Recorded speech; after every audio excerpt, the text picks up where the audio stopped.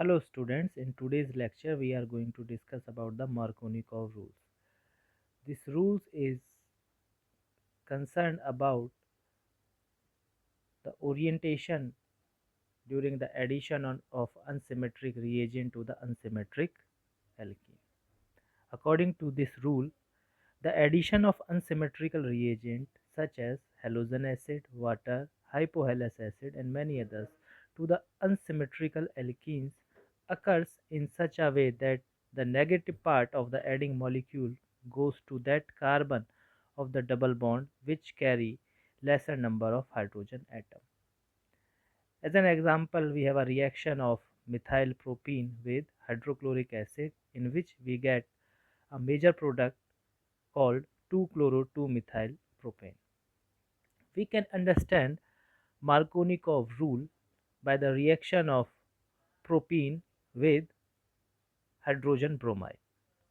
As we know, in the electrophilic addition reaction, the first step is the attack of electrophile on the carbon-carbon double bond. When in this reaction the electrophile from hydrogen bromide attack on the propene molecule, it may lead to the formation of two intermediate. The first intermediate will be a secondary carbocation and the second intermediate will be a primary carbocation. As we all know, the secondary carbocation is more stable in nature compared to primary carbocation, and a reaction does always favor the formation of stable intermediates.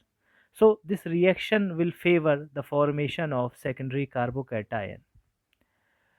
Now this secondary carbocation get attacked by the nucleophile, that is bromide ion, which leads to the formation of product 2-bromopropene, which will be a major product in this reaction.